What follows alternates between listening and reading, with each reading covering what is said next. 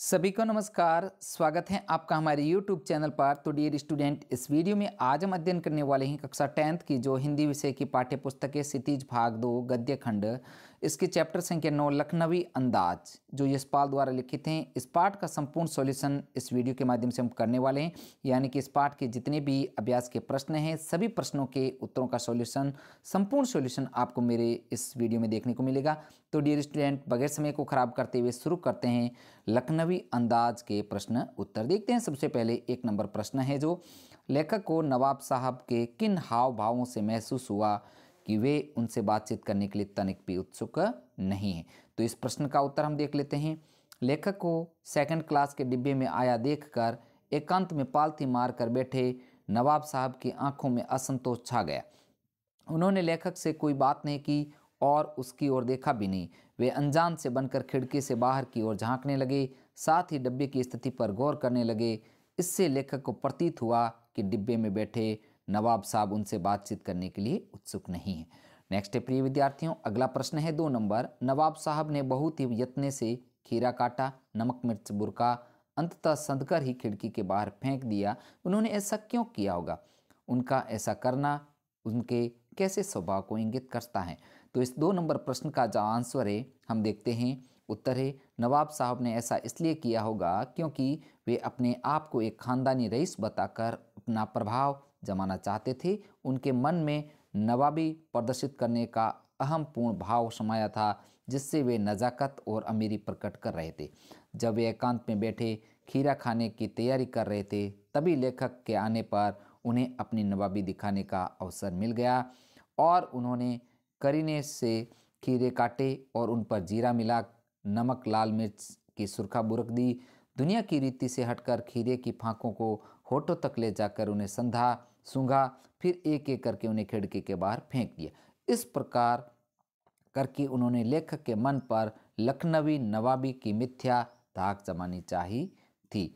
Next है अगला प्रिय विद्यार्थियों, प्रश्न संख्या 3 है जो देखते हैं। बिना विचार, घटना और पात्रों के भी क्या कहानी लिखी जा सकती है? यशपाल के इस विचार से आप कहाँ तक सहमत हैं? तो इस प्रश्न का उत्तर हम देखते हैं। हमारे मत में बिना विचार, घटना और पात्रों के अभाव में कहानी नहीं लिखी जा सकती, क्योंकि कहानी लिखने के लिए ये 3 बातें आवश्यक होती हैं। बिना विचार के कहानी बन ही नहीं सकती, बिना घटना के कहानी का कथानक आगे नहीं बढ़ सकता और बिना पात्रों के माध्यम से कहानी कही नहीं जा सकती। अतः यशपाल का यह कथन नई कहानी पर व्यंग्य मात्र ही है, क्योंकि कहानी में कोई न कोई विचार होना उद्देश्य रूप में आवश्यक होता है। इसलिए हम यशपाल के विचार से सहमत नहीं हैं। अगला प्रश्न है प्रिय विद्यार्थियों 4 नंबर है जो क्या आप इस निबंध को और क्या नाम देना चाहेंगे? तो इसका उत्तर हम लिखेंगे। हम इस निबंध को नाम देना चाहेंगे जैसे दिखावे की जिंदगी, नवाबी शान, खानदानी रईस, सूक्ष्म भोजी आदि। अब आगे है रचना और अभिव्यक्ति से संबंधित प्रश्न, वो देखते हैं। 5 नंबर है इसका क प्रश्न देखते हैं। नवाब साहब द्वारा खीरा खाने की तैयारी करने का एक चित्र प्रस्तुत किया गया है। इस पूरी प्रक्रिया को अपने शब्दों में व्यक्त कीजिए। तो यहाँ पर उसका उत्तर देखते हैं। क का नवाब साहब ने पहले खीरों को उठाया और उन्हें एक किनारे पर रख दिया, फिर खबरों के नीचे पड़े तौलिए को उठाया और उसे अच्छे से साफ किया। बाद में अपने सामने सीट पर तौलिया बिछाया, फिर सीट के नीचे जो पानी का लोटा पड़ा था उसे उठाया। बाद में लोटे से खीरों को धोया और धोने के बाद खीरों को रगड़कर पोंछा। इसके बाद नवाब ने खीरों के सिर को काटा और खीरों का अच्छे से झाग निकाला। जब झाग निकल गया तो नवाब ने खीरों को काट कर खीरे के फांकों को तौलिए पर रख दिया। अंत में खीरे की फांकों पर जीरा, नमक और मिर्च पाउडर छिड़क दिया। नेक्स्ट है प्रिय विद्यार्थियों अगला ख है जो किन किन चीज़ों का रसास्वादन करने के लिए आप किस प्रकार की तैयारी करते हैं? तो इस प्रश्न का उत्तर देखते हैं। ख का हम कई प्रकार की चीज़ों का रसास्वादन करने के लिए अलग अलग तरह का प्रयोग करते हैं। जैसे केला खाने के लिए हम केले के छिलके को उतारते हैं, फिर केला खाते हैं। आम के छिलकों को उतारते हैं और आम के छोटे छोटे टुकड़े करके खाते हैं। पपीता खाने के लिए सबसे पहले पपीते के छिलके को, बाद में उसमें बीज निकाल कर उसके छोटे छोटे टुकड़े करके खाते हैं। तो इस प्रकार है जो ये चीज़ें हैं। अगले है प्रश्न संख्या 6।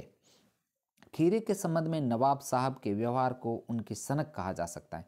आपने नवाबों की और भी सनकों और शौक के बारे में पढ़ा सुना होगा, किसी एक के बारे में लिखिए।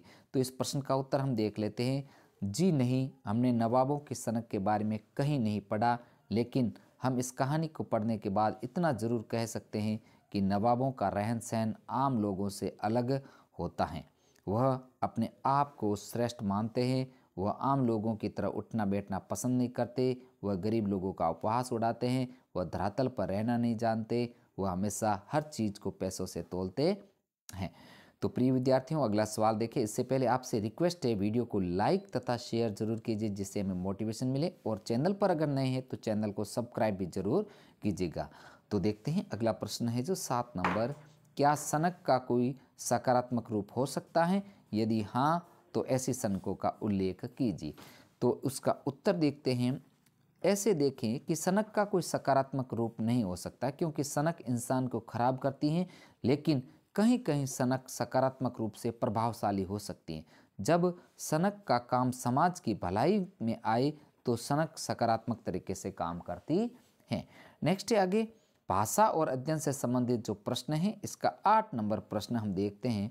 निम्नलिखित वाक्यों में क्रियापद छांटकर क्रियाभेद भी लिखिए। तो यहाँ पर जैसे जो क ख ग घ ये दे रखे हैं, इनमें आपको क्रियापद छांटना है और इसका भेद लिखना है। तो इसका जो आंसर हमने जो है नीचे दे रखा है, पूरे के पूरे जो ये शब्द हैं क ख ग घ ड़ च छ ज, ये सभी आपको पढ़ने हैं। हमने सीधे इसके आंसर जो नीचे दे रखा है, जैसे क है जो क्रियापद है बैठे थे, और ये क्रिया कौन सी होगी? अकर्मक क्रिया। इसी प्रकार ख के अंदर क्रिया पद है जो दिखाया, और क्रिया होगी सक्रामक क्रिया। ग के अंदर क्रियापद है आदत है और सक्रामक क्रिया।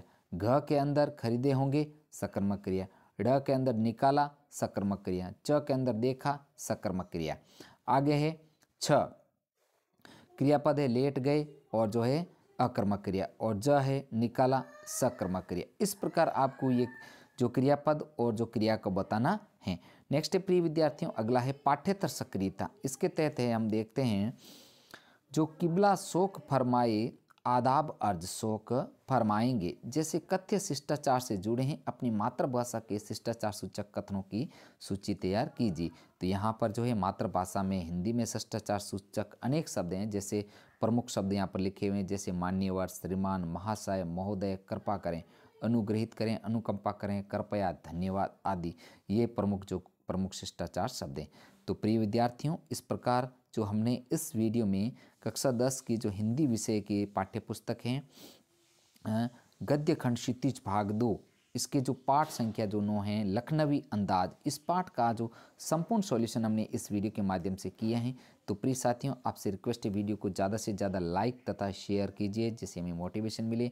और हाँ, अगर आप चैनल पर पहली बार हैं तो चैनल को सब्सक्राइब भी जरूर कीजिएगा, तथा आपको कक्षा 10 के जो हिंदी विषय के संपूर्ण जो है वीडियो हैं, पाठों के वीडियो मेरे चैनल की प्लेलिस्ट में एक साथ मिल जाएंगे, वहां से आप उनका एक साथ भी अध्ययन कर सकते हैं। साथियों, आज का वीडियो इतना ही, मिलते हैं नेक्स्ट नए वीडियो के साथ में। वीडियो देखने के लिए पुनः आपका दिल से धन्यवाद।